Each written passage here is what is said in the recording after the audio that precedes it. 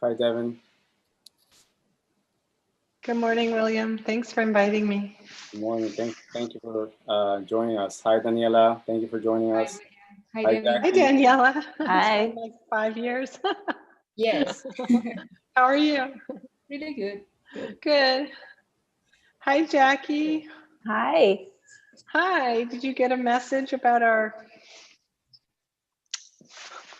breakup? A little breakup.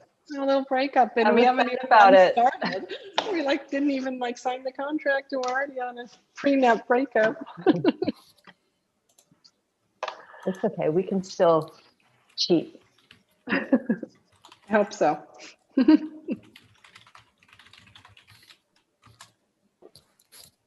Okay, so we're just waiting on another guest, and then we're ready to start.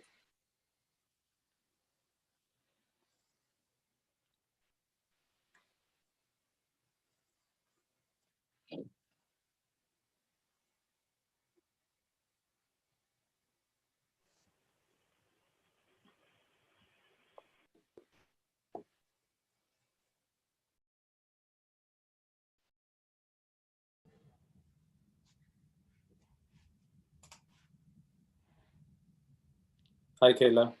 Hi, sorry. Nico's school cold.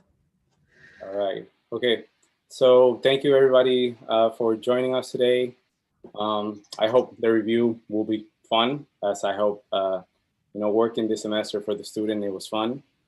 So in my studio, we investigated creature forms and the posture to produce object masses that then became the formal investigation for our school. We started first designing furniture. So each student designed a chair, then they designed a desk. And from there, each student designed the individual classroom. And then we moved to the school after the midterm. So each student has a particular way in which they began working. And, the idea of this, it was for them to find a way of kind of like taking a position in their project without actually talking about the creature and all the terminology and methodology that went behind creating their projects. So we have an excellent panel of critics. I'm gonna please ask my critics if you guys, we are streaming this on YouTube. If you guys do not want that to be have any issues with that, let me know and I can stop the stream. But if there's no issues, then I would ask each one of my critics to please, say hi, introduce yourself, just let students could put a face to the name, and then we're ready to start.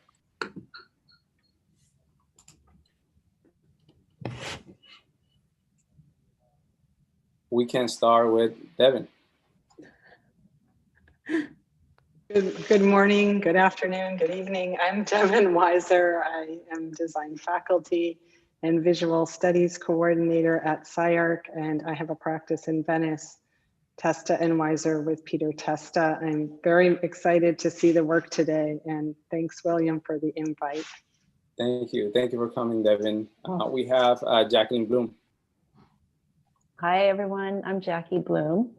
I will be coordinating 2GBX next semester, so I'll meet you all again next semester. I just completed a 2A, and we also did an elementary school. So I'm excited to see this work and the different perspectives on this kind of project. Great, thank you, Jackie. We have Daniela Atencio Valladares. Hello, everyone. I'm SciArc alumni from the Architectural Technologies program in 2015, and I'm a faculty member in Bogota, in Colombia, in the Universidad de los Andes. I'm the computational design coordinator in the university. Thank you for joining us, Daniela. And we have Keyla Hernandez. Hi guys, Keyla. I am an assistant professor at Kent State University in Northeast Ohio, and I'm an alumni as well. Thanks, William, for having me. Thank you, Keyla, for joining us. All right, so we're gonna start the morning with Patrick. Patrick, whenever you're ready. I will send the Miro link as well in the chat, just so that you guys have access to it.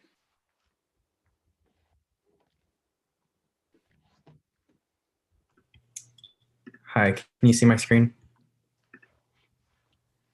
Yes. All right. Hi, I'm Patrick. In my project, I took the architectural ornament of the Chinese guardian lion, which is traditionally built of solid stone or metal, and manipulated it in ways that juxtapose its bulky solid form. To begin, I modeled a chair which I morphed the lion to melt into the back of, the back and bottom supports of. On the table, I let the proportions of the lion build up and wrap around and accumulate into the table legs. In the scale of the classroom, I utilized both the lion's form as well as primitive spears, which give a bubbling effect to the form.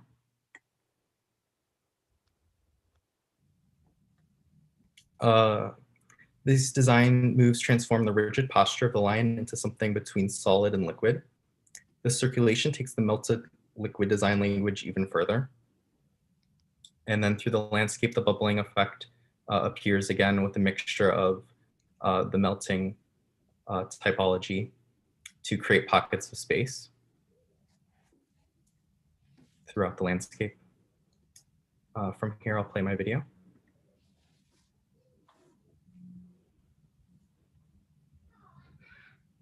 Sorry, it's a little, sorry, my screen's frozen.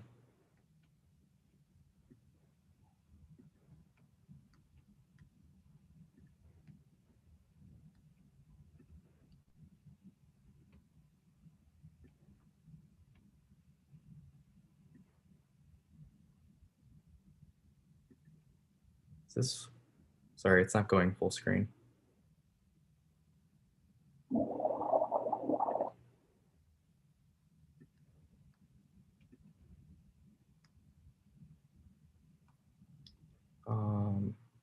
I'm gonna stop sharing and reshare.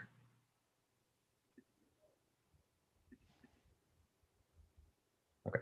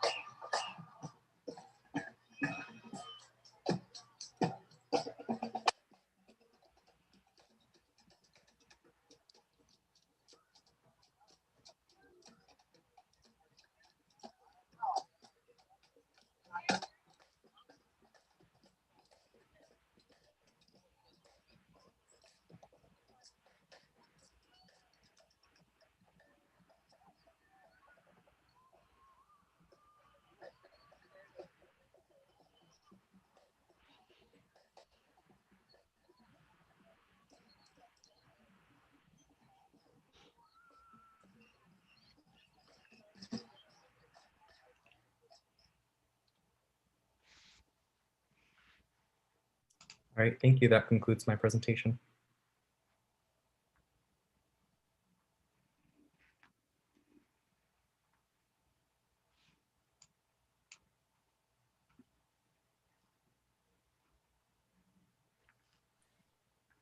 Patrick, do you want to talk about your landscape approach, your approach to each of the forms, and maybe like zoom in and walk us through, you know, the bottom row of your images?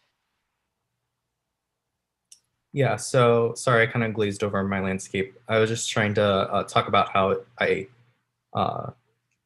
took what is a very like solid, like typical architectural like ornament that is outside, like used on the exterior, and something that's made of stone or metal that's very rigid and heavy. I took it and I mashed it together, and I had it bubble up and melt into each other and morph into each other in the furniture and in the exterior forms. And then the landscape takes more of a primitive approach with these spheres bubbling up and bubbling around and kind of creating pockets of space and hugging along these massings that I did.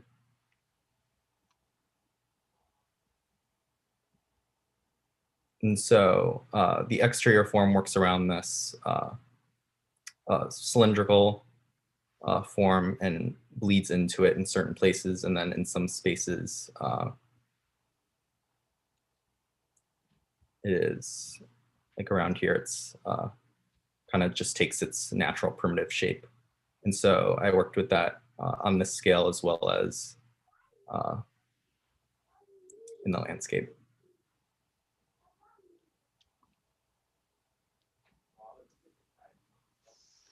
Thanks, Patrick, for kickstarting the day.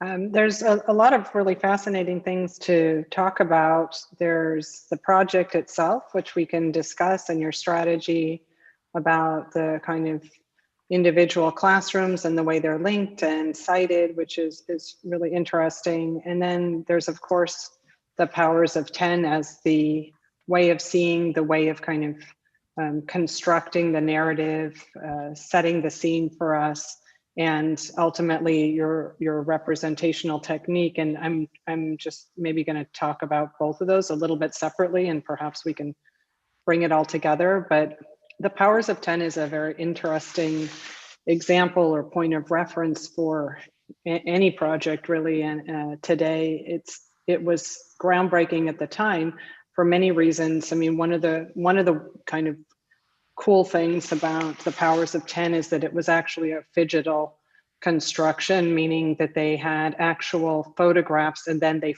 photographed and filmed the photographs and then spliced things together and kept resplicing. So it was kind of, we could think of it as a sort of an analog technique for a digital medium of film eventually. And the specific thing that I think the powers of 10 does is that it brings together ways of seeing a narrative, time, resolution, and it does it without the camera appearing to move, right? I mean, the camera stays fixed.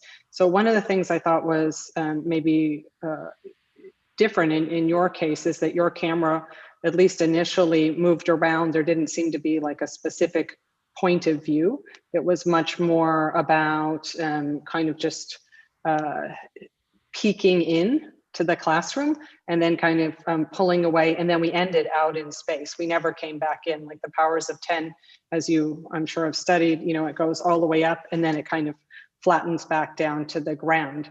And part of that, I think, distancing and acceleration and playing with that also has a lot to do with the frame rates. So they're like, it's extremely technical in a way. And I'm kind of missing a little bit of those technical constraints from you. This feels more like the way we might have a flyover or fly through.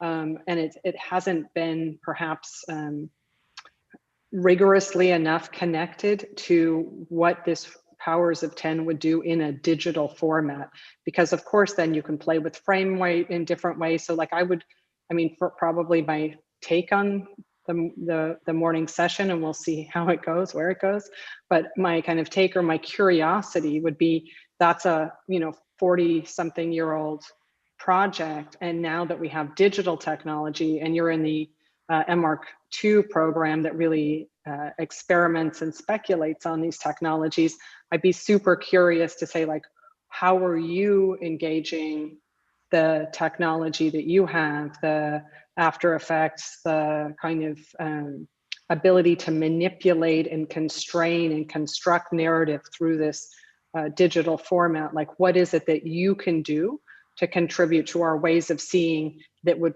push your narrative further? So like, on one hand, I think it's just really almost a technical problem, and I'd be excited to know, you know, I'm sure there were technical challenges, there always are, but I'd be kind of excited to know, like, where you think maybe you had a breakthrough, or you kind of pushed or bracketed the digital conversation. And then in parallel, there's the discussion around the classroom itself, and I'm wondering how literal you would like us to take this. Like, is this a kind of a provocation during COVID, post-COVID, COVID blend, which seems to be where we're going?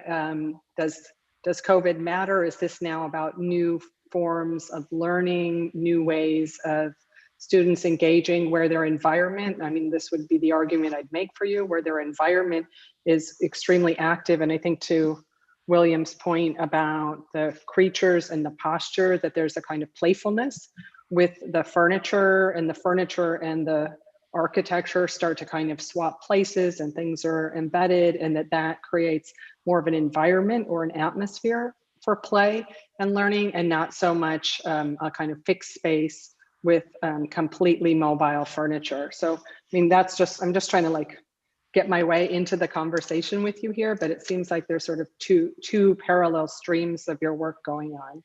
Maybe you can connect them for us.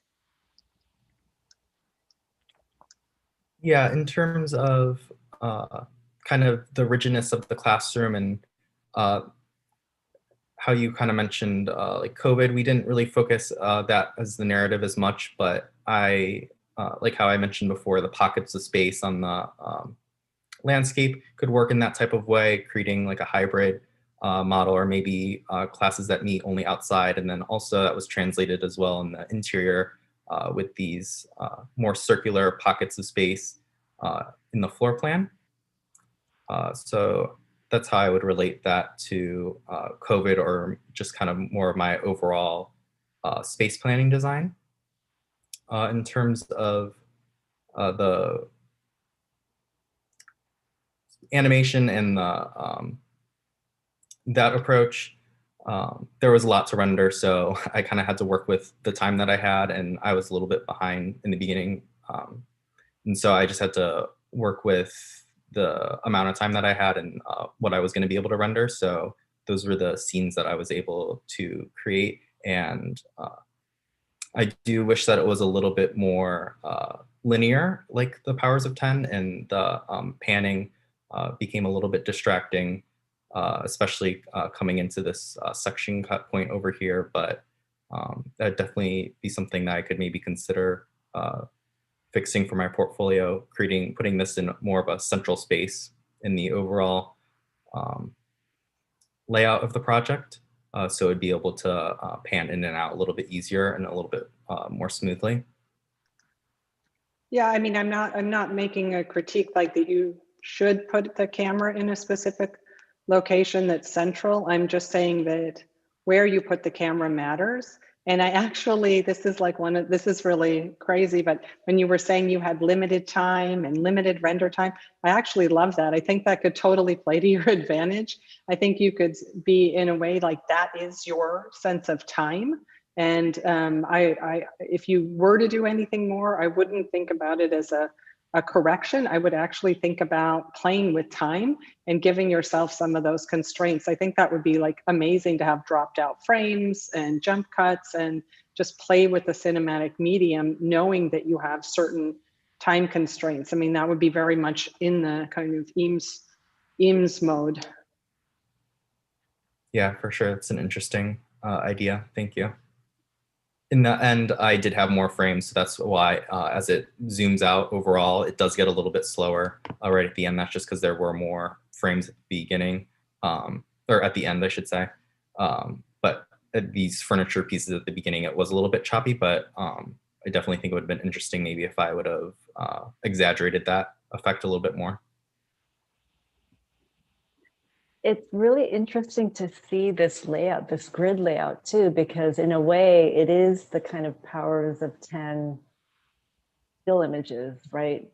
And so you could use the kind of final format as a way to sort of think back into, you know, what are the sequences or sequences that could be added in or added out based on this layout.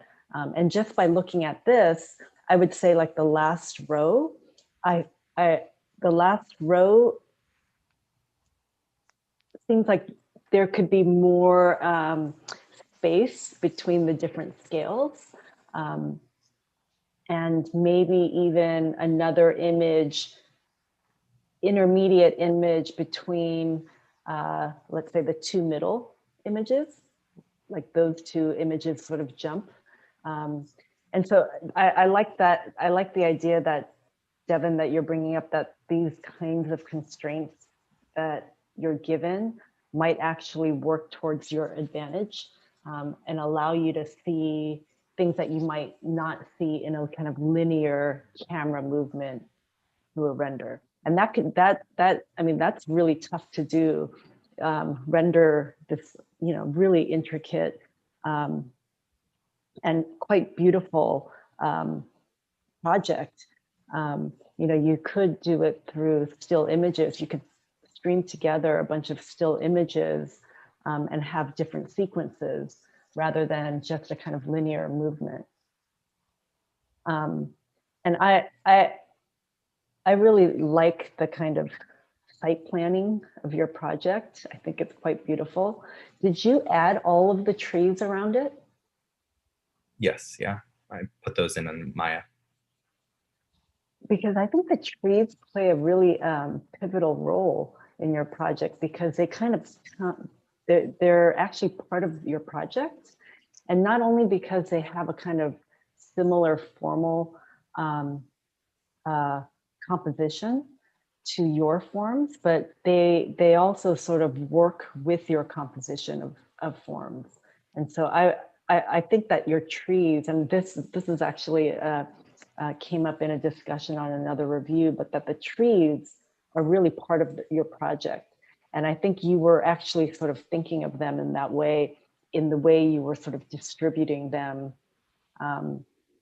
It seemed to be along the same logic of your distribution of the spheres. Yes, yeah, I worked in the same kind of pattern as the spheres as my windows, just as like another, using these like on the massing with the windows on the landscape, using these as like another layer on top of another bubbling effect or another accumulating, just another layer, I guess. All right, thank you for the comments. We're gonna have to move on just because we have like limited time per student. I would say, Patrick, great job throughout the semester. Devyn pointed out something, you know, really great, which is, you know, how analog is the powers of 10. And imagine, like, at the time, all the constraints that they had building that. There was no, you know, animation technology. You know, they had to reimagine and rethink how could they do that at that time with whatever technologies they had. And now we have all this technology and we still have all the constraints of like, okay, I have to render, you know, 500 frames. Like, oh, I'm running out of time. And then, I mean, just to kind of like answer a little bit of Devyn's question, is like, you know, these kids, they created all this, I would say, like imaginary spaces. And they were all so eager of like, oh, but like, how am I gonna just show it from the top? How am I just gonna show it from the top? And they all started like showing views like from the side, which deviates from the whole thing of like looking at something from top down and zooming out, zooming into it. And then in some other cases that you guys will see, transition became another subject into the conversation of the powers of 10. Because how do you transition between showing something completely straight into something that might have a little bit of a perspective, right? So I guess we'll see some of that moving on. But Patrick, thank you for the work during the semester, and I hope you enjoy our class, and you're able to take this with you. And Jacki, exploit him in 2GBX. Thank you all for the comments. Thank you, William. All right, thank you, Patrick. Okay, we have Adriana next. Hi, let me share. Hi everyone, I'm Hui Wang, and my project is about questioning. And we all know that the kids always asking questions. That is because they're in the process of understanding the world, and they're curious about everything, every normal thing which we are used to pay no attention to.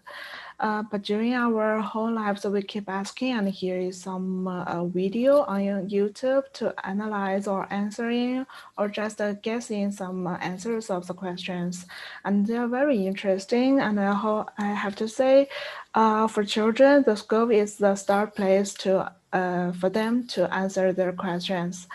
But it is obviously wrong if a school can only answer without asking. We all know that we sapiens achieve the lives today by questioning the unimpressive things like falling apples.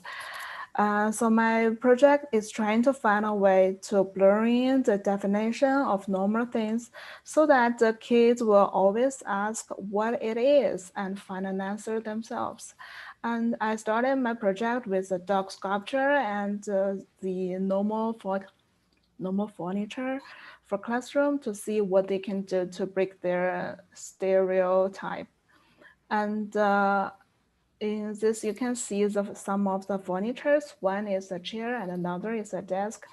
And the parts of the furniture is replaced by deformed creatures. So children will not restrain themselves into the definition of normal furnitures.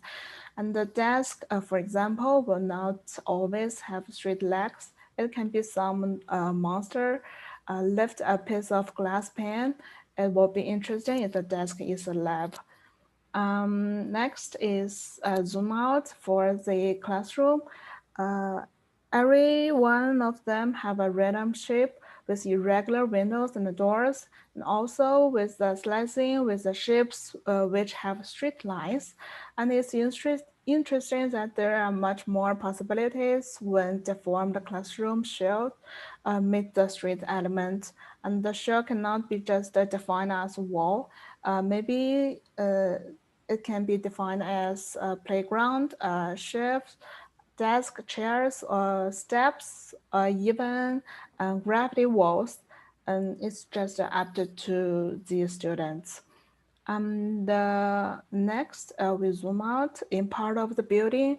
There are 3 classrooms. They are on different elevations so that the space will be more interesting. The edges of the floor and the way they are connected to each other is different than original steps. And I want them to be different. The children can play with them inside of the building so they can do some outdoor exercise inside of the building. That is my answer to school space. And also it is my question. That is what more information can children to give to the spaces. And next, what's wrong with this? Oh, okay. For the exterior space of the school, it's extremely interesting to have yard and the center of the school. The next big is more obvious. And the children would, there is a center yard inside of the school, and the children can yell across it, organize activities in it, and just like the Roman Colosseum. And the street elements come across to create the connection and the separation by slicing and shifting the massing of the deformed creature. And right, change the direction.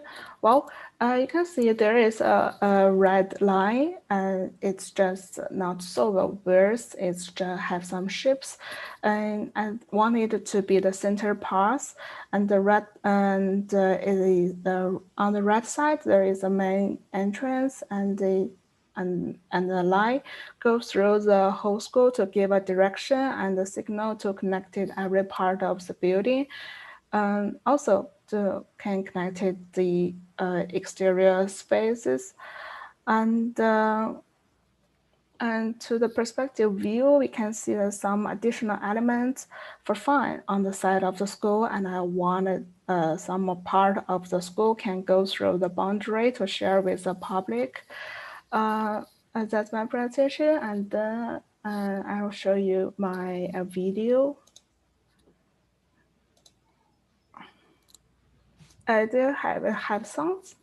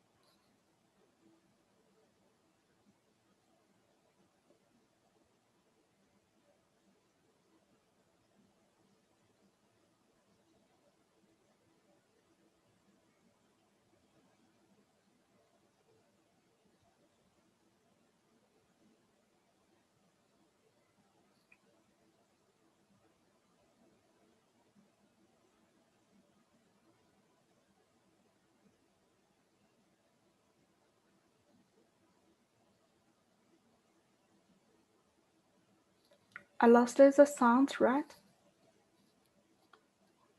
Do I need to reshare it? There's no sound, Adriana. So maybe let it play and then it's okay. Okay.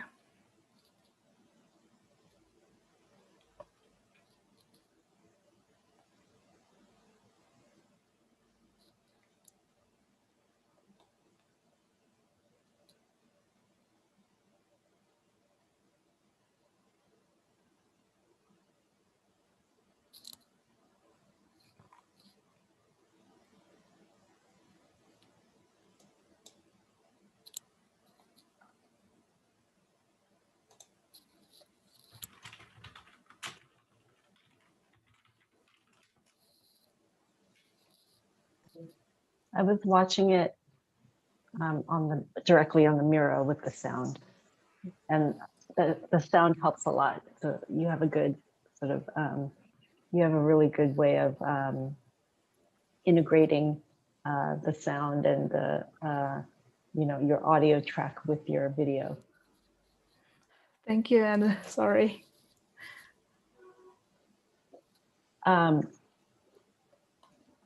Before I get into like some of the bigger questions about your project, I wanted to ask you about things that are not that are outside of your project that you brought in, like things like playground equipment, other furniture. When did those come into your project? So we see the chair that you started off with, but in some of the other images, you start to see like jungle gym equipment and things that seem like sort of added objects into your project. Yes. In my process of creating the school, I think I first started with the original furniture and creator and try to create some new things for them. But after that, I found that only create things that merged together is not not enough. And maybe sometimes we need some more confused things to make to let people pay more attention on it, so that we can think about it and give some new definition to them. That's my purpose. So I add many elements. Some is strange and some is original, to let people think about it. That's my idea. You know, I think that I would like to see the project without those objects, and I think that your project could really sort of stand on its own in terms of things that you sit on, things that you climb on, things that you play on. It seems to all be built into all of your surfaces and all of the intersections of different shapes that are happening in your project. And it seems to undo those conditions when you put those objects in there. And so I kind of think that your project would be much stronger without those things, and that if you really sort of focused in on making your surfaces and your shapes and detailing them in ways where we could understand what is the data, what is the level of a seat, what is the height of a desk, what is something that you can sort of climb on and play on. And so those sort of constraints might dictate some of the details that you could put in there that could then, you know, be understood as a school, let's say. But I think I really like that you started off with this kind of pedagogical framework for your project. You know, the way children ask questions, and so thinking about that, how you set that up, and how you might set that up, build that into the way we question and see things and understand the kind of built environment around us. I think, you know, could be an really, really provocative way of thinking about this as a school. Okay, thank you. Maybe I can continue. Thank you so much for the presentation. I think I completely agree with Jacqueline. I actually had exactly the same question. And also, I think, I mean, it's a beautiful project. Everything, it's really interesting, but I think in a way, you already had like maybe like too much really nice objects that maybe it wasn't necessary to add like those objects because you already have like content to have fun in a way or play I mean, everything related with your project. I think I think it's really beautiful the way you design the interior. In a way, maybe you start like all this gradient, like maybe you start with the blue with the furniture, but then the floor like completely like the entire circle, let's say, of colors. That I think it's really successful in the way that I see it, because it kind of like merge everything in the scene. But I think maybe you try to do something similar in the exterior, but maybe again you had like maybe too much objects that it's a little bit difficult to recognize the shapes and the connections and maybe what's the open space and where you can play and all these things. I think in another way, I think it's also nice to have like some contrast between the interior and the exterior, but maybe it was a little bit harder to read the project when you see like the exterior renders. I think it's beautiful render also. And yeah, I was also like curious about like this mesh that it's rendered exactly like these objects that Jacqueline was talking about. I don't know exactly. I mean, it's beautiful, everything, but I don't know exactly what is it doing in the project. But I mean, it's beautiful. I love the pieces, the furniture. I maybe was wondering to see a little bit more of that resolution in the exterior. But congratulations for your project. I love it too, and I just want to echo the comments from Daniela and Jacqueline.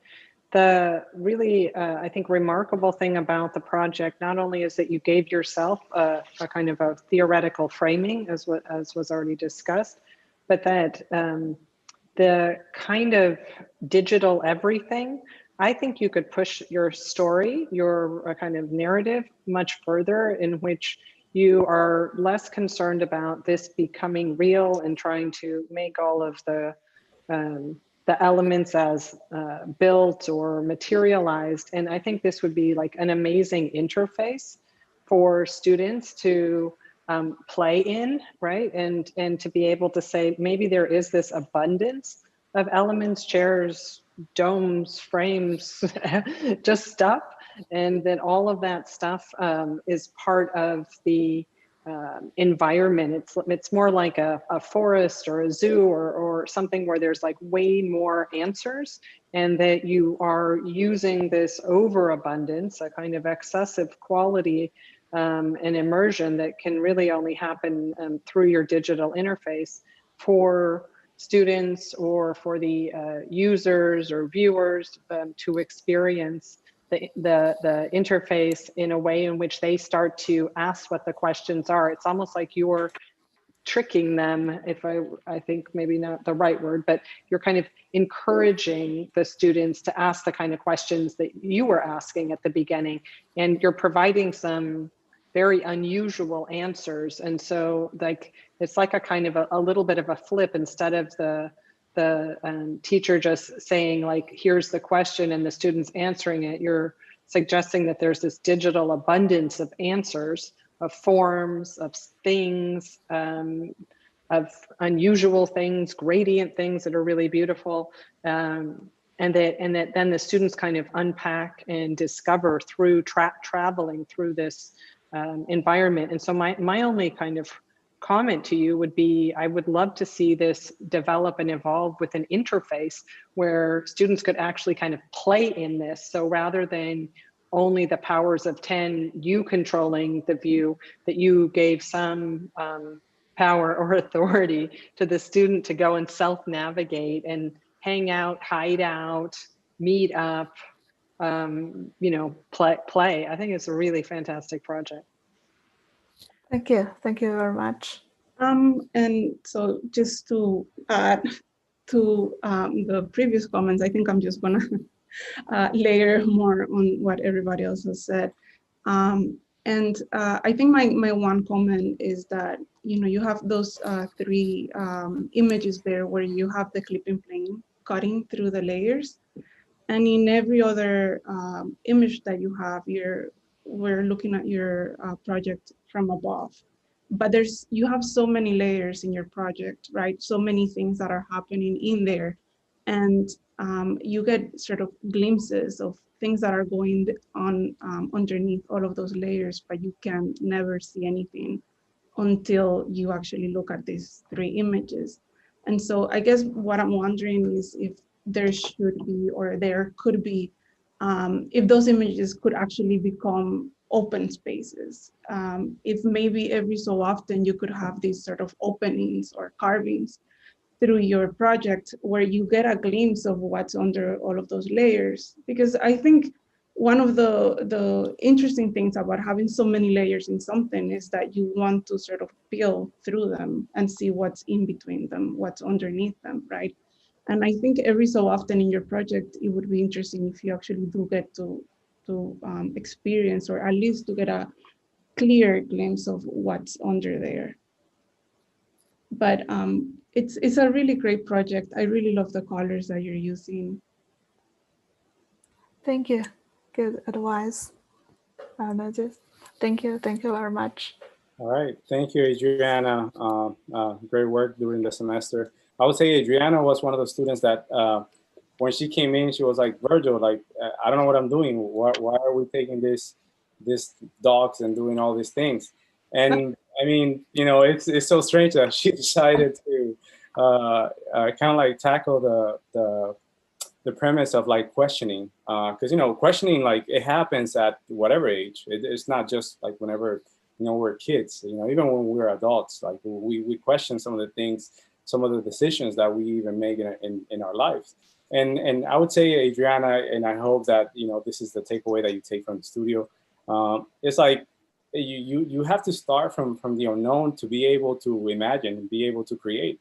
And the fact that you were able to just be open enough to create this wonderful work, it shows that first that it was good to question, and then I hope you found your answer, because the project I think is great. And just to echo the comments of my colleague, I'm super excited that you were able to achieve this, and thank you. Thank you, Virgil. All right. Okay. Thank you, Adriana. So now we're joined by Jennifer Chen. Jennifer, if you want to just say a few words about yourself, just so students know who you are. Sure. Hi, everyone. Sorry I couldn't make it earlier. Work's looking amazing, by the way. So I'm Jennifer Chen, and I've been at SciArt for 3 years now. This semester I've been teaching 1GA. Next semester I'll be teaching 2B and coordinating it at the same time. So that would be pretty exciting for me. I've been in practice for a number of years, mainly in Australia and London. So really happy to have started a slightly different life in LA. So yeah, looking forward to talking to you about your work. Thank you. Thank you, Jennifer. Thank you for joining us. All right, Fan, you ready? Yeah, I will share my screen. All right, go ahead.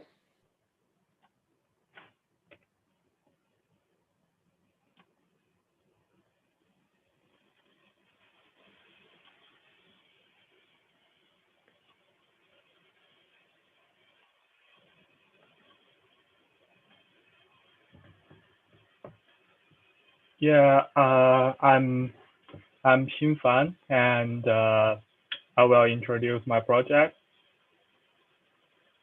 So for my project, the design starts for small to large, starting from the furniture design in the classroom.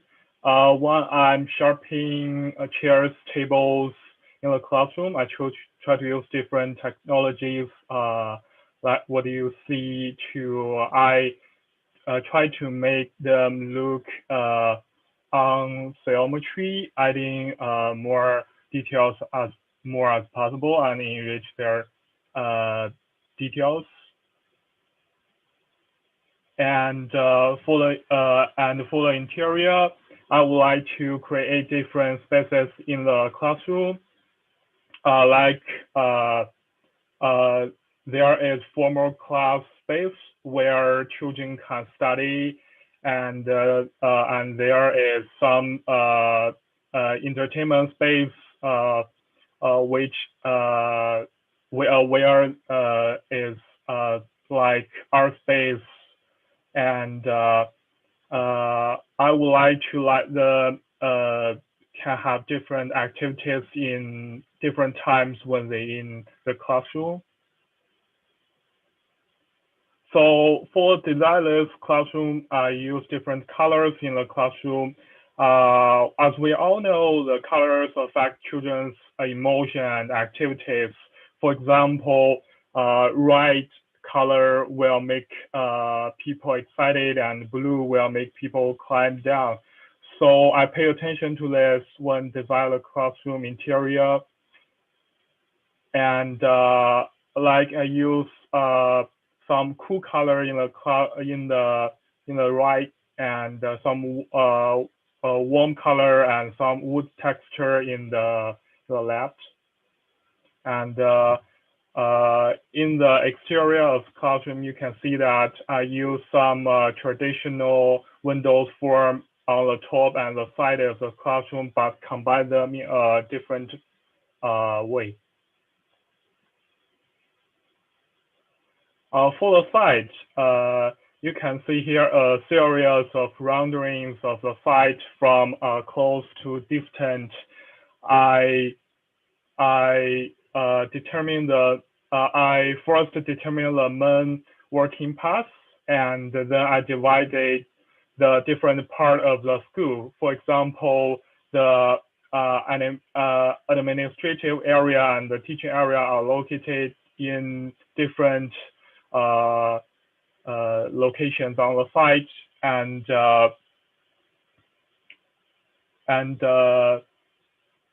I try to add some nature elements like grass and trees and in different spaces. And you can see I use some regular and irregular geometry in the school. I think this combined can make the school look more interesting. As we all know that children's understanding the world is still based on the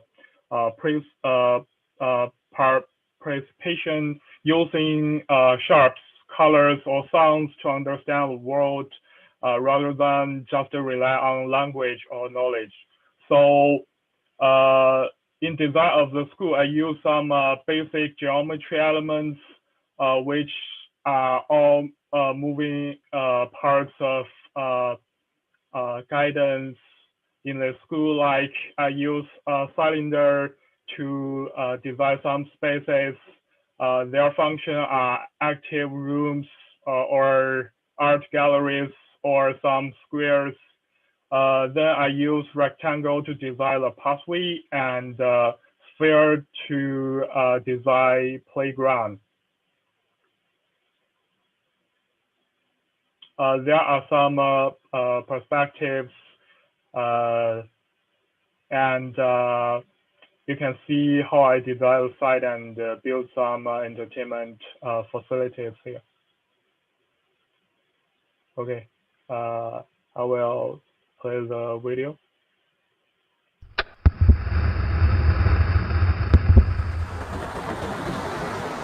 Can you hear the sound?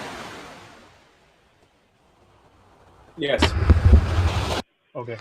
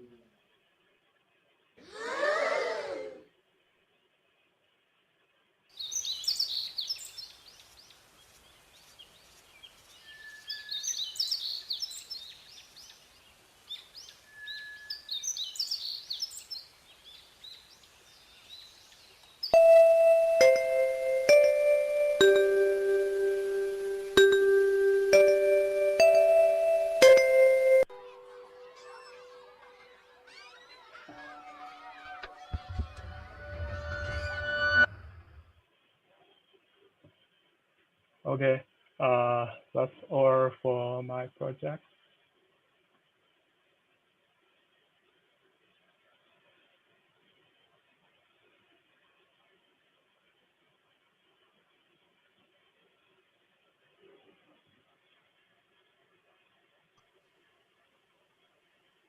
Thank you, Fan. It's a really compelling project. I wanted to offer you a different take on the way children understand shapes and space. And this is something I came across when I was doing my own research for 2A, because the students also designed an elementary school, and there was a study that children actually ignore, and this is like one research, right? That children actually ignore geometry, things like straight lines, straight edges, and the metrics of geometry. And they understand space topologically, meaning that the qualities of things like proximity, scale, they understand space through topological qualities.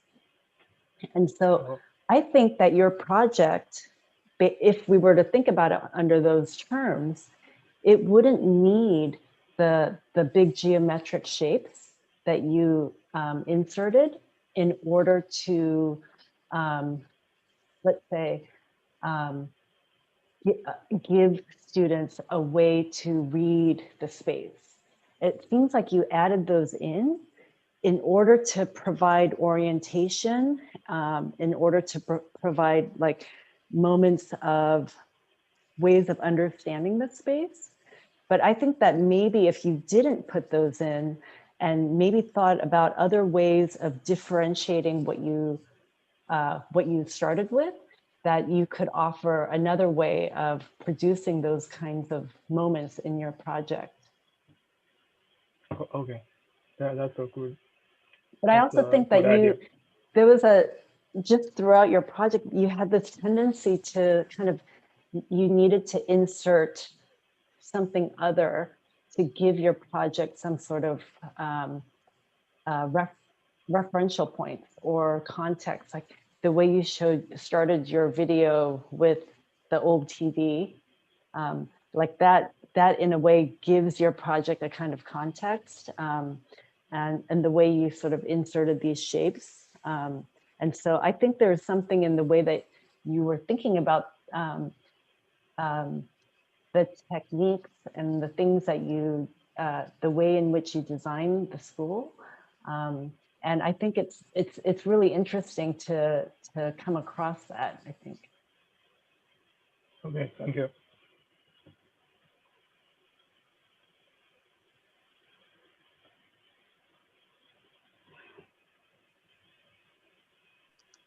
I think Jacki brings up a super interesting point, though, because in a way, there's a long history of schools being tied to pedagogy, so that the form of the school and the nature or the kind of description of how we learn and what it would mean to kind of frame learning through architecture or through the built environment. These are tied together in many ways. And one of the really kind of ironic parts, perhaps, of this brief is that before the Powers of 10, there was a book that the Powers of 10 was built off of, was essentially riffing off of, called Cosmic View, The Universe in 40 Jumps. And it was by Key spoke, and he essentially was a teacher in the Netherlands and was trying to understand and unpack how students learn. So the initial narrative for Powers of 10 was actually started with a school child, and kind of was recreated by the Eames. And so I think it's really exciting and relevant that you're trying to understand how the pedagogy and the form of the school are linked together. But as Jackie's saying, there's many versions of that. There's no kind of single answer about what the architecture should be or what the pedagogy should be. And so how you construct the narrative for your story in some ways is closing out readings for us to see other really interesting and beautiful things in your project, which I think are actually happening. I think there's many, I had a hard time even like just getting to the outside because I was really enjoying the view of the table. I thought you had a great sense of humor. And I wish this is what my table looked like with all your special markers and papers, and it was really awesome. So I love that you have this kind of Rococo chairs and tables, and then, you know, just like fully stocked. I think that maybe it's a little bit of a different way of thinking than the previous project, but what I love, Xin, is that you've got this kind of sense of abundance, ducks and all kinds of other things in the scene, and that play would start there. So maybe instead of initially trying to lock down the pedagogy or like color is linked to X or shape is linked to X, you can kind of create almost a pedagogy or a narrative out of this wonderful environment that that you're proposing. I mean, I can imagine so many different ways of learning here. I think it's a really, I mean, I'm still in the classroom, I guess. So just from that perspective, I think it's really, really a terrific project. Congratulations, Xin. Okay, thank you. I also really enjoyed this, and I apologize to the other critics if, you know, without knowing what the previous conversations have been, but I would just kind of offer my observations and admiration for this project. I think that I agree that the furnitures and the interior details are so intricately designed and put together and represented. And there is one thing I really love about the linking between the inside and the outside is that there's some consistency in actually working with these sort of contorted, fun kind of freak show sort of creatures, which I gather is the, you know, the brief, you know, where you started from. And I love it that each of those actually take on a little bit of a character, or I'm certainly reading that character into it. And what came to mind is the Jorge Luis Borges, the imaginary, what is it, I can't, suddenly the imaginary beast, I think something along those lines. The actual title escaped me. But what I love about that book and the conceit is that any kind of strange beasts, that might be a combination of some parts of something else plus, you know, something else kind of joined together. Book of Imaginary Beings. Thank you, Devyn. But what I love about the conceit of that is that, you know, we can all imagine sort of strange creatures. When you put something together, they're immediately strange anyway, right? There's almost no rule to it. But it's in their behavior or in their action that you can actually tell their character, or that is what makes it actually strange. Because as we know that, you know, there probably are still stranger actual living, you know, creatures that we haven't discovered that, you know, would blow our minds anyway. And so for you, the fact that there is a consistency in pairing these contorted, conjointed creatures into a particular behavior, whether it's in the furniture or whether it's in the way they interact with forms and geometry on the outside, that they're not just sort of on their own, you know, floating around, that they are always interacting and behaving. And I really kind of, I think that gives a certain consistency in the visual, the output or the outcome of it. So I really like that. I also like the atmosphere on the outside, that somehow I'm reading into sort of blood and guts and things like that. And I'm sure it's not intentional, and I certainly don't mean it in a bad way. I think there's kind of a really fun and provocative sort of aesthetics that is consistent, which I personally really enjoy. but let's not go down that route. But but there is one. If I were to offer one suggestion, I suppose, or one kind of observation, which I think you could kind of further think about, is the connection between the inside and the outside. In perhaps either through the narrative or the actual film, or the film was really mesmerizing anyway. But looking at these frames that's on the screen right now, the first image on the second row to me it stood out to be a little bit like disorientating. Like I don't know where that fits in the the zooming out. Whereas I think it would have been nice, for example, with that view where somehow you can start to see or have evidence of something outside, of the context, so we can actually link it better. Because otherwise, inside, interior, it has its own atmosphere and it's really interesting. And outside, it has its own atmosphere and it's very, very provocative. But that link in itself, I thought, was perhaps, a slightly weaker point in the whole narrative. But otherwise, I think it's very beautiful. It's it's a lot of fun. So thank you and congratulations. Okay, thank you for your suggestion. Just a short comment. Congratulations on the project. I think it's really, really amazing. I think I love every single piece of the interior of the classroom. I completely agree with Devyn. I would like to have one of those and don't bother I'm in like my world working, because I think it's like organized in a way and that every single like spot, it has its own story or something like that. And there's also something that that I think it was really interesting. I don't know if you did it on purpose. Is that relationship between in the video of the noise and the silence, that I actually can see it in your images, like in the interior and the exterior. Even though you have like many things and many amazing things in the interior of the classroom, I can actually have the feeling of like concentration or something like that when you imagine like being in that space. So that was just my comment. Congratulations. Okay. Yes, thank you.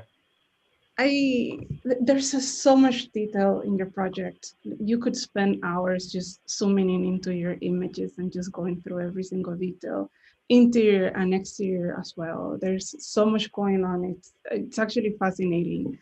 And I really love that. It feels like your project, a little bit more than the previous projects, it feels like it's its own world. Since you've put so much, so many things into the project in this sort of space where the project is located. And it feels almost like you need to almost wrap it up in something. Because the way that it also, everything sort of comes together and it seems to work together on its own is really interesting. And in that last image where you place your project within the site and you can see the rest of the city, in a way it feels foreign to the city, almost like it shouldn't be there. But because you have all of those trees around it and the way that the trees blend in with the side, it almost feels like you want to fit in there. And so thinking, thinking along the lines of your project being its own world, it almost feels like you do want to almost like wrap it up and keep it away from the rest of the city. Keep the kids sort of inside this little world.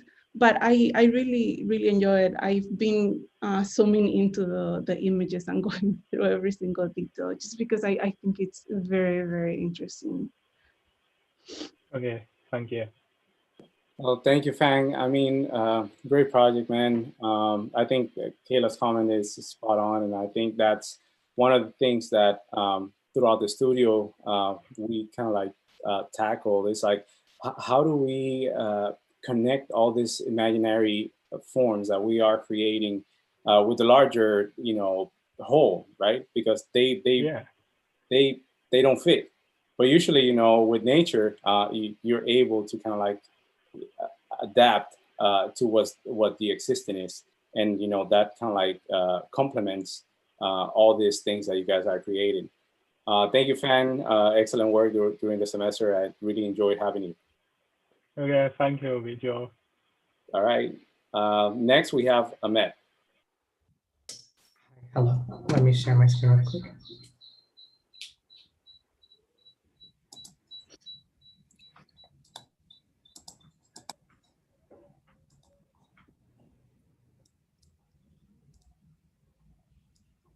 Are you guys able to see the screen?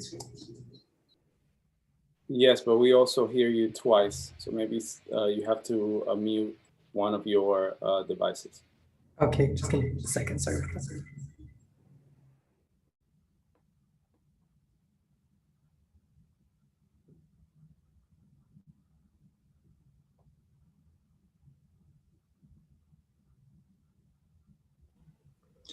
Hi, sorry about that.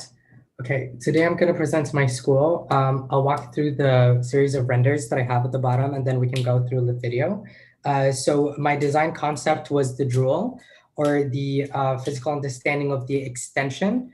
This idea came to me in the, I guess, in the concept of having these deformed objects or these deformed species and playing with the posture in a way where creating these extensions that can sort of elongate and play into the curiosity of a growing child and toward the school. So although these objects are sort of not necessarily ordinary, they play in an ordinary environment, which is like the school. So they're either sort of concealed or they're contrasting with a primitive object. And we've talked a little bit about that earlier, but it's sort of contrast between the regular and the irregular. So going from there to the furniture, you can kind of see a little bit of the extension of the drool coming down from the bottom of the chair, sort of emerging slowly, transitioning from the sort of school environment slowly to the student and creating this understanding of this world that feeds into their curiosity and their questioning. And then from there, you can sort of go into the environment of the school.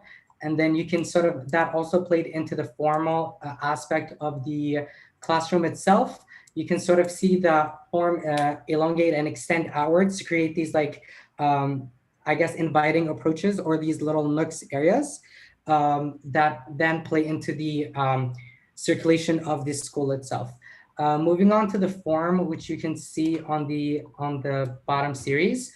So it also followed the same idea of the drool or the extension in the sense that the program organization is linear. So at both ends of the site, you have an arm that is extending, inviting the students toward the center, which then have like a series of programs.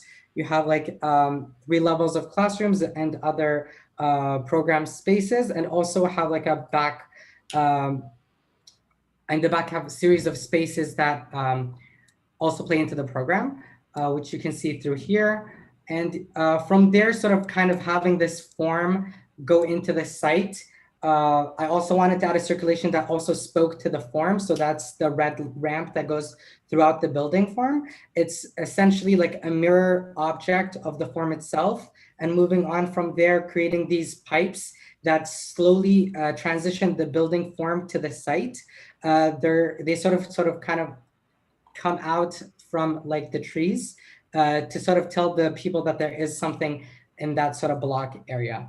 That is an extension, and also you can see the linear organization. Again, this also has this play of ordinary and and not ordinary objects. You can sort of see like the cylinder openings and glazing area in contrast with the form of this species, which kind of also feed into the idea of the drool and the extension itself.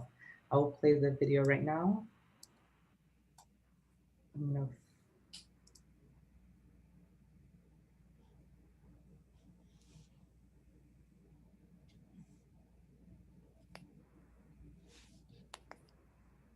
Can you guys hear anything? No, there's no sound. Yeah. Sorry about that. Let me unshare really quick.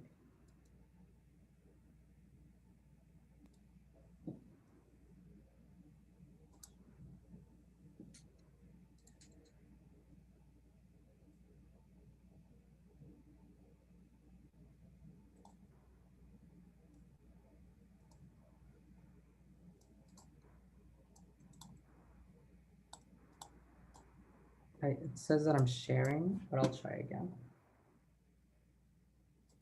Sorry about that. I don't think it's playing the sound. Make sure your volume is up as well. Sorry, it is up.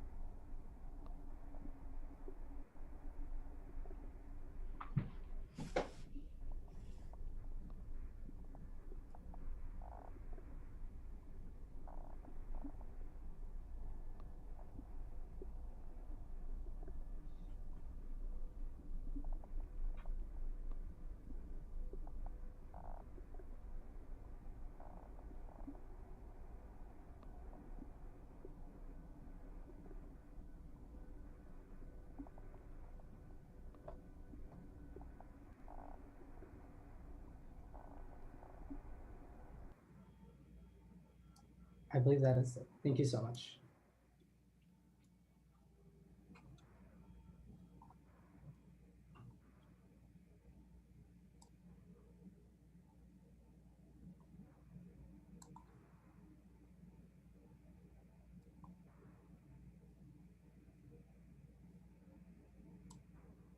Or the sharing is being a little weird. Sorry about that.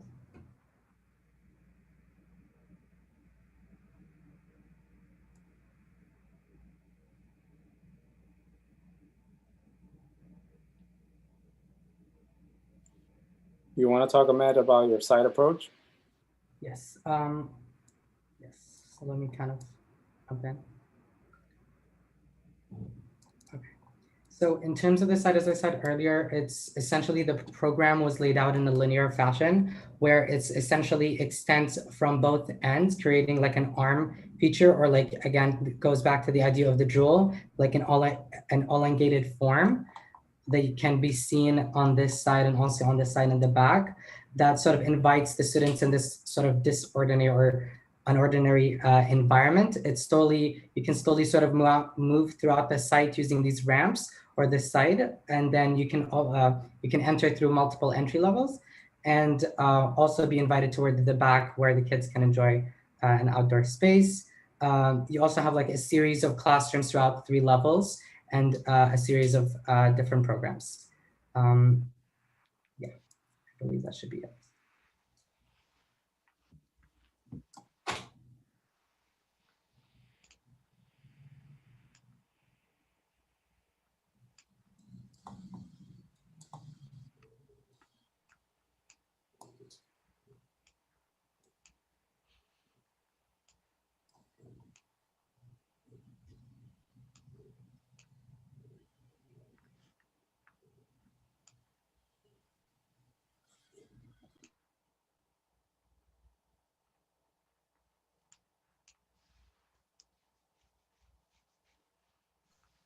I think you did a really nice job with, I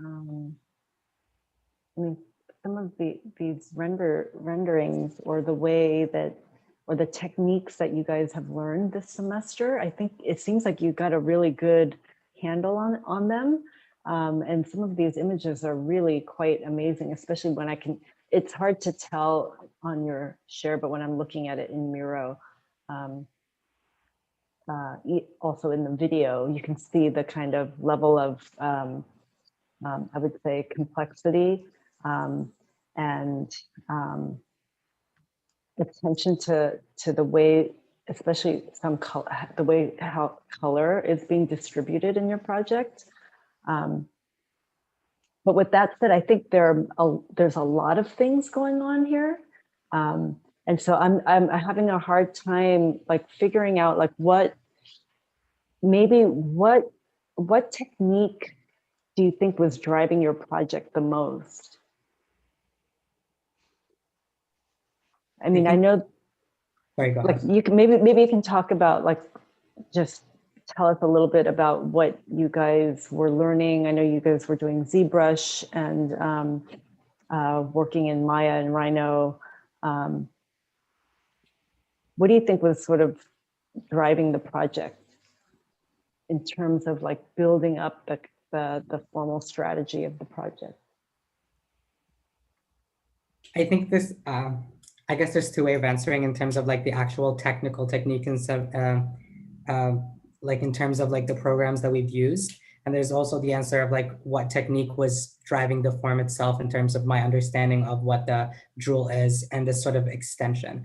In terms of like the programs, like you said, it's, we used heavily ZBrush, which is kind of easier to sort of mold and extend, which really played a big part in the concept that I've developed, is sort of having sort of this object that can easily sort of extend and elongate to create different spaces, and then also play into the concept of having this thing that extends to sort of slowly transition the person or the student that comes from an outside environment to something like this, where it's a little bit more on the irregular or cluster, I guess. So that's in terms of like the technical aspect of it. I guess I also covered the concept as well as having this sort of idea of elongation and extension has played a part from essentially the chair design of having these sort of arms-like or tentacle-like features that come out of the chair, sort of slowly emerging, which plays again with the transition, and also playing into the classrooms as well, where you have like some parts that have these primitive or these regular objects, but you also have elements that are extending outwards, going back to the chair and then also to the form. Like I mentioned with the site strategy, having this sort of elongation and extension to invite or to transition, I guess, the students to the school. I'm not sure if I answered your question the right way, but I hope that did. Well, I think what you, in the way that you answered, you, it was evident that you were sort of experimenting with all of the different techniques. And so I think what I would say is, you know, the thing that I think is a little bit confusing is the kind of spaghetti noodles in your site and where that comes from, because it doesn't seem to have, you know, it didn't really come up earlier. And there were some other techniques and things about how you merge surfaces or how you intersect surfaces that were creating some beautiful results that I wish which was showing up more in the kind of site planning, especially in the image with the yellow, the classroom image, where you have like surfaces tearing and you see another sort of form pushing through. Those moments to me are really interesting in terms of creating differentiation in this sort of perceptual environment, because really like all of these projects are more experiential in perception and not exactly spatial. And it's in these sort of details and how you work those details that I think the perceptual becomes more spatial. Absolutely.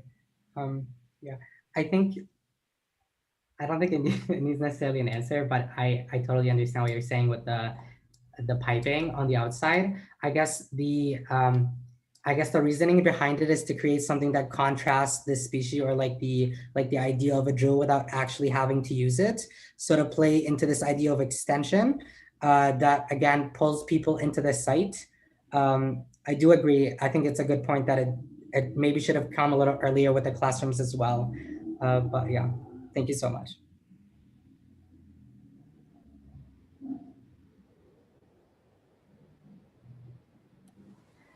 Ahmed, I think there's one thing I really like about this project is that the although it feels like you were using, again, a similar kind of creatures, you know, the mythical ones, I take it that, you know, that you are more partial to for your project.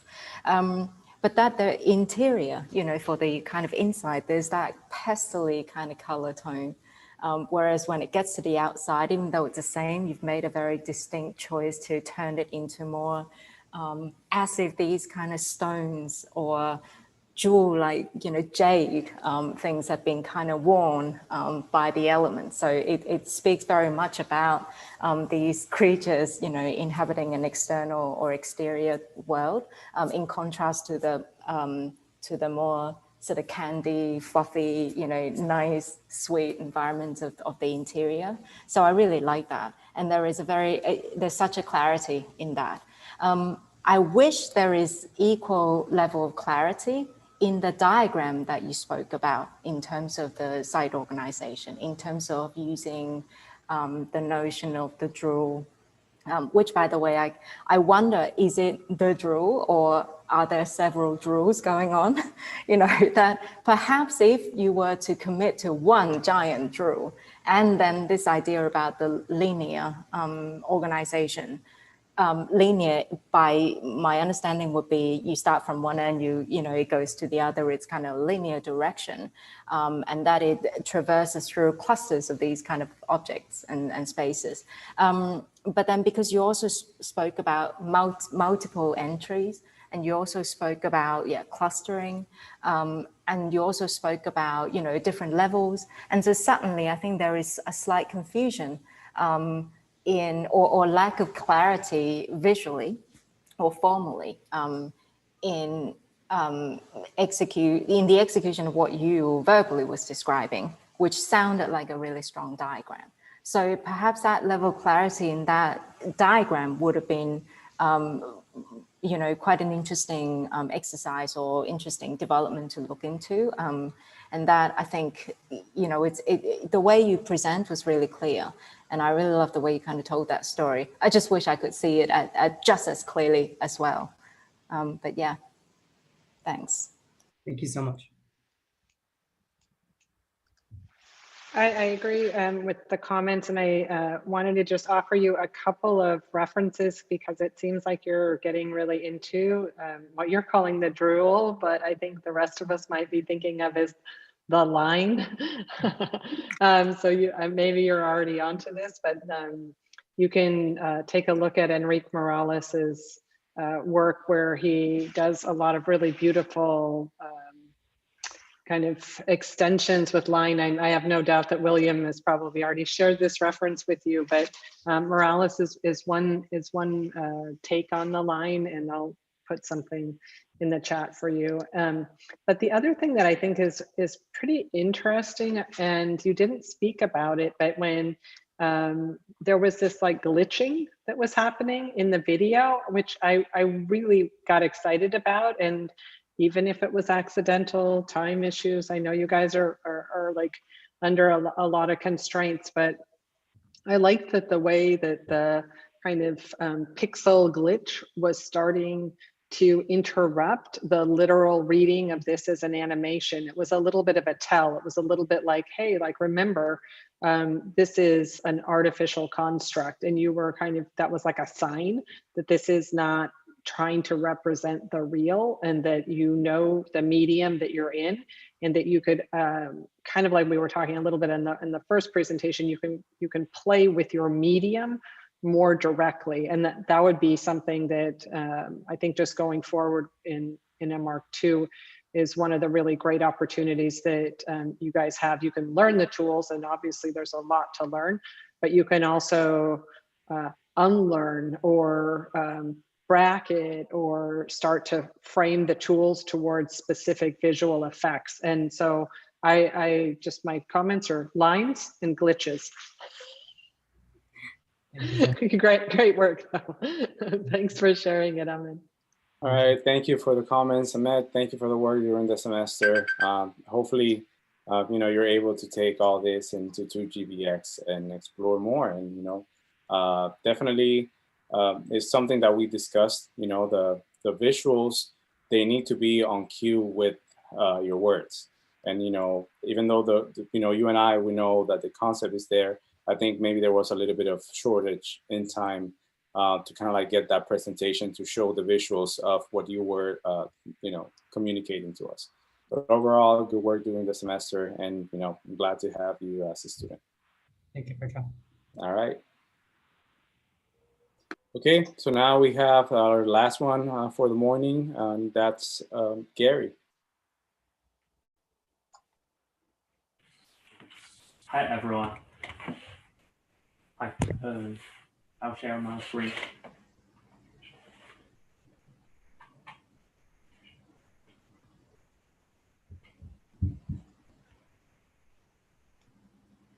Okay, is it clear?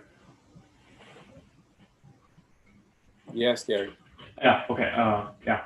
Hi, everyone. I'm Shilong Zhu. This is my project. My project is sorry. My project is based on a concept of unconditional vitality, which I consider as the most important point of kids. At first sight, you can see from the top view, I use a very enthusiastic color because the buildings, the shape of the buildings are very extroverted.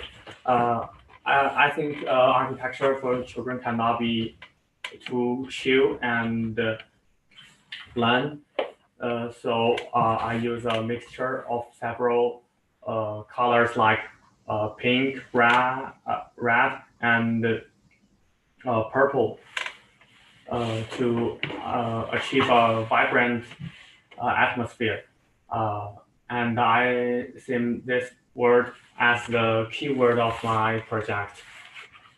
And as a supplement, I keep the texture to the texture of the facade to make it vivid.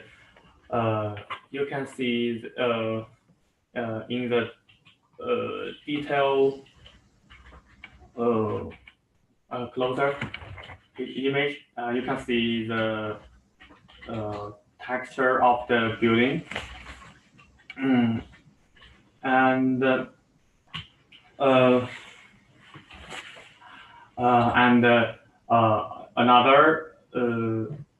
another point you may notice is that when you enter the site, the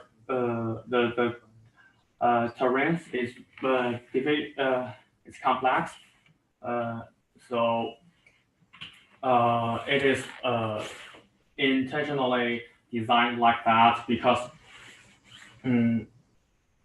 I try to take advantage of the ground as an activity space. For example, like this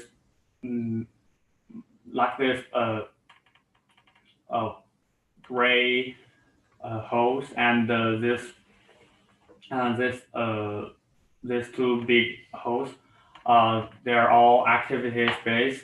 I hope students can enjoy the terrains and realize an immersive experience as an adventure and exploration. In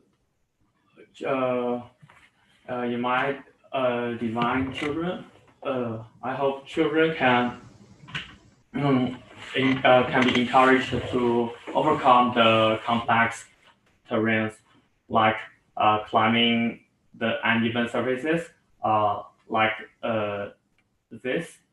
They are close to the students,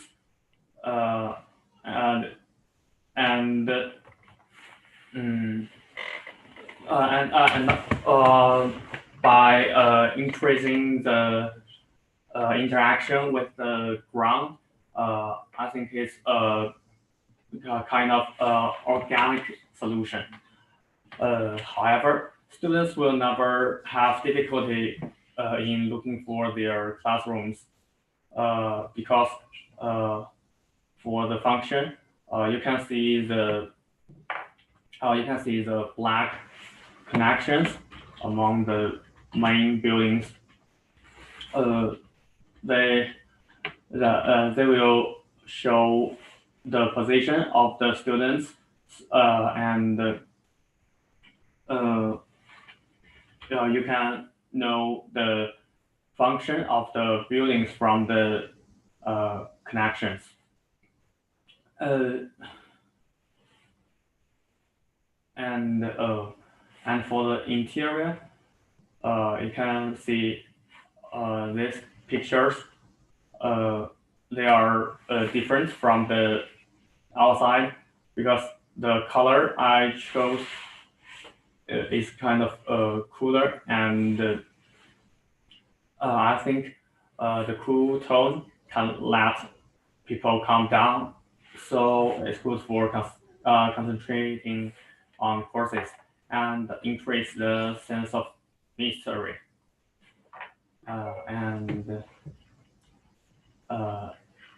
Let me share the video.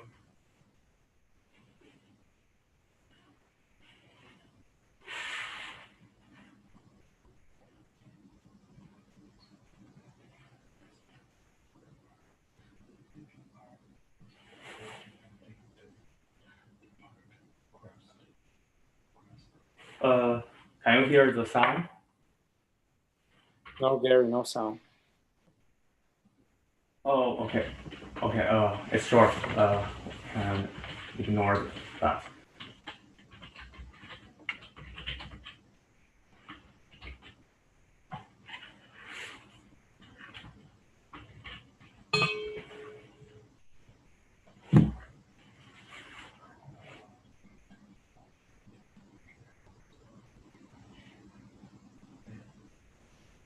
These images and videos are showing a disaster and how lives can grow bravely, which represent the children and the students. And these are some of my projects.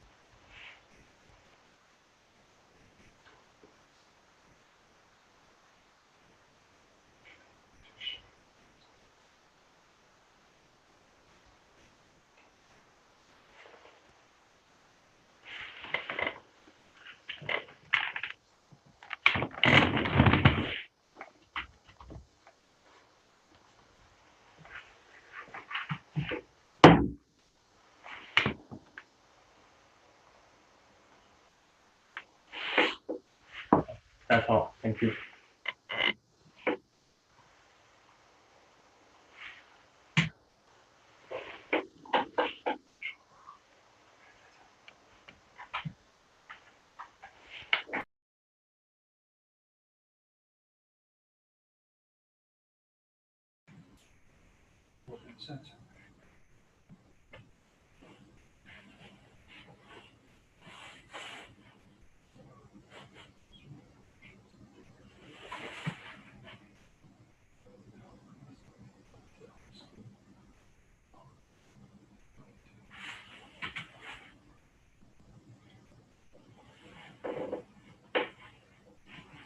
Gary, if you have to summarize the main idea of your work.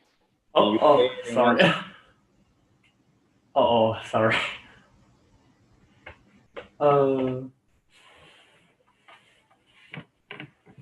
Yeah, I think the form of my building comes from a combination of animal and normal geometries. For example, you can see the textures of animals and some connections with a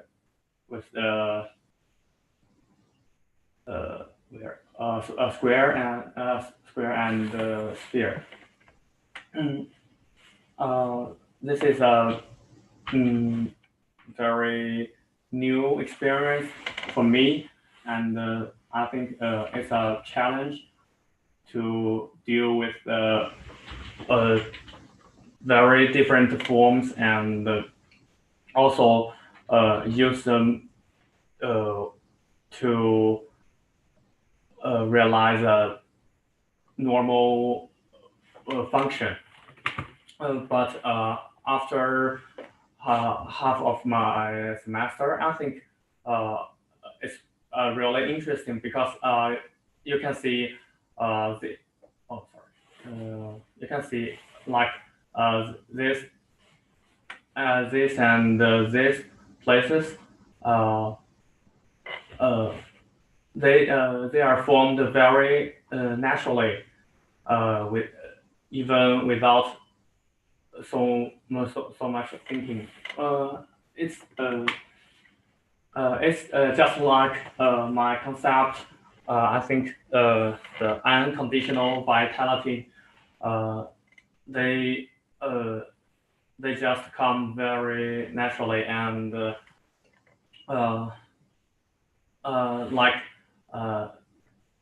they are always being there, and it's a very good choice to build a entertainment places. So the ground is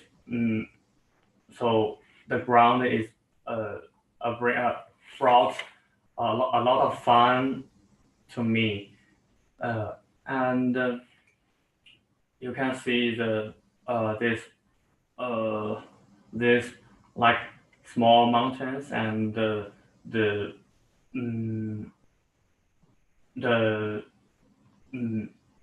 pits. I think all of them are part of the adventure in school. I believe this design can bring a lot of fun to students. At least I like it very much because I like adventure, and I think young people have to be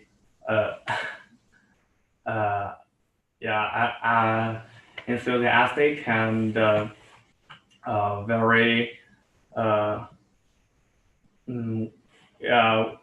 they can be willing to have the challenges. Thank you, Gary. That was more than one sentence. Thank you. Well, one thing that's oh, sorry, go ahead, Daniela. Thank you. Thank you for the presentation. I think it's a really nice work. I think in the other students' work, I like the most maybe the color. In this case, I think I am in love with the black pieces. it actually looks like this thing that I have behind. But I think it's maybe like a really strong connection between all the masses. And also I think in this project, I think it's like maybe like has like a better development of the exterior rather than in the interior. I can find like maybe more articulated pieces or different pieces or interesting pieces. Especially I think the image that I like the most is like the second row, the first image, that it's maybe like a transition between the interior and the exterior, and you can see like all these different levels. Maybe not too much because of the furniture, but also what I'm saying, like how it looks really playful, like how you go to the other level and how you can go to the interior and how you can actually go to the exterior as well. I think it's a really, I think it's that part was really, really successful. And while in general, I think it was a really nice project. It's curious that it really actually looks like if it's a continuation of the site that it's the right side of the renderings. I like that. And so congratulations for your project. It's a really nice one. Oh, thank you. Shilong, I think that you bring up a super interesting discussion around geometry and pedagogy and representation. And I'm just thinking that if you spoke about things like adventure and journey and a kind of naturalism, and I think it would be very interesting to take this on even more seriously and more rigorously about what are you representing? Is it natural? Is it artificial? And to really start to think about the way that the camera can move in these environments. You have, and this was a little bit of the discussion in the previous conversation with the drool or the promenade, but the idea of how you navigate this adventure, as you're putting it, this sort of playful adventure. I think it's not so much in my mind how you navigate it in the real, it's how you navigate it in the representation in the video. And this would tie you back in a very powerful way to the Eames project. And so I'm going to put into the chat a recent MR2 grad student's thesis from Nero Hay called "This is a Mountain." And what Nero did, and what I think would be kind of my first advice to you, would be to start to not think about the camera in first person, meaning it's not about an individual on an adventure or a journey navigating through your kind of naturalistic topography, but starting to really use the camera in an artificial way. And what Nero did is he set up many cameras, and that there was a kind of an algorithmic collection of images rather than a first person fly through.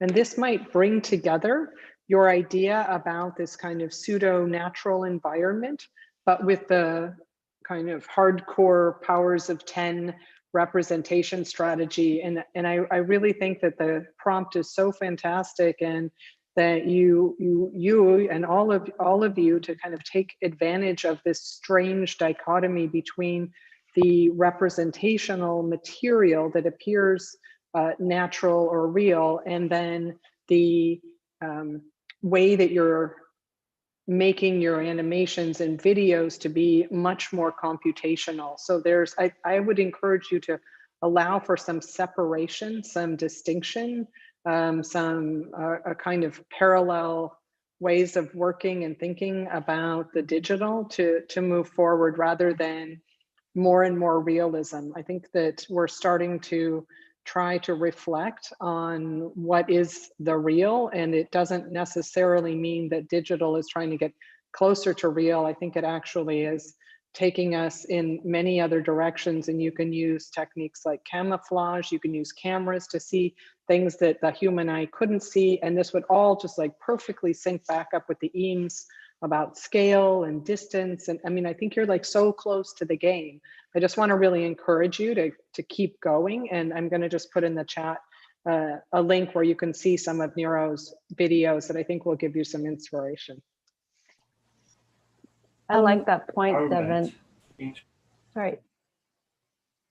I like that point, Devyn, because I was thinking, you know, the very first part of your video was other content, right? Like you were trying to convey some sort of narrative, and in thinking about like how could you do it with what you've created, and it's, you know, what's so amazing about all of the work that we've seen today is that if we look at each image, all of these images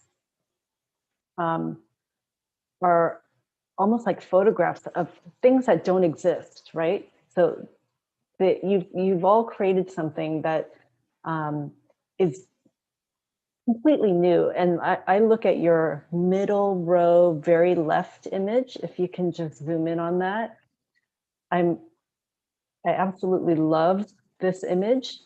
It's like a photograph of a scene. And there are these weird details of the door and the window and some of the kind of planar cuts happening. And it's so fascinating that you've created this space.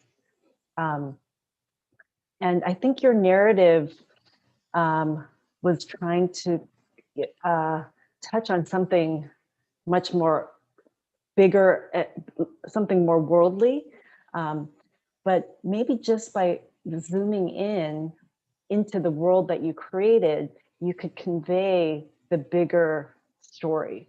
And I think, you know, if you were to redo your video, I would absolutely think about what Devyn was just talking about, which is setting up multiple cameras, multiple views, and seeing how by stitching them up together in a kind of linear fashion or non-linear fashion, what kind of narrative that you could create.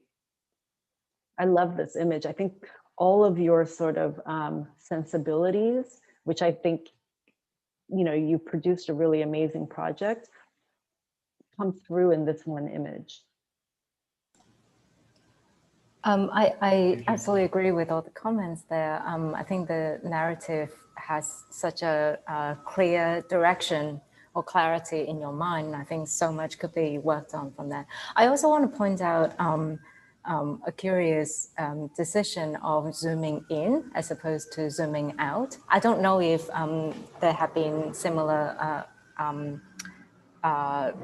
attempts, you know, from the other projects, but just looking at this, you know, the idea that it's sort of rather than power of 10, like power of -10, you know, I really kind of like that you've taken on, and it works really well with the with your narrative about sort of global event and global influence, and what does it mean to the very, very small, the very, very tiny, whether it's in person or in scale or in the space, and particularly how, you know, as you're the view from outside, you start seeing these kind of telltale signs of fun adventures moments, such as the kind of the bright pink area. And then when you zoom in, it's a totally kind of protected, you know, fun space within. So I really like that connection. I wonder if, you know, maybe this could be worked in conjunction with all the suggestions about camera work and how you might tell this narrative, is in the showing of moments where the interior might interact with some of those pink spaces.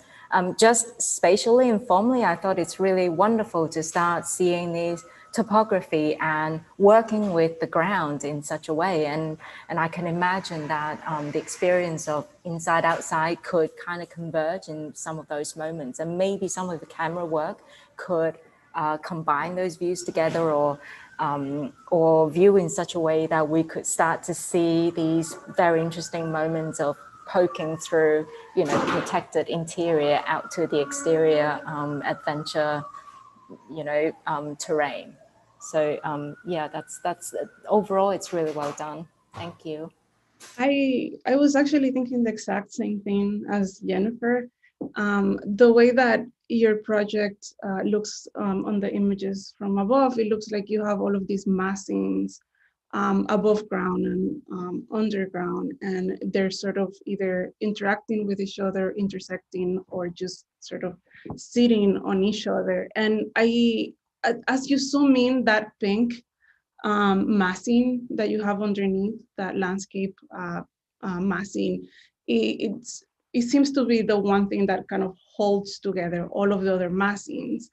And when you get to that left image in the middle, which I also agree that it's probably the more powerful image that you have in your project, it's definitely missing that kind of connection. You know, you have this piece that is holding everything together, and all of a sudden in your one image that is so powerful, that piece is completely lost, and you have no idea, you know, what happened to it.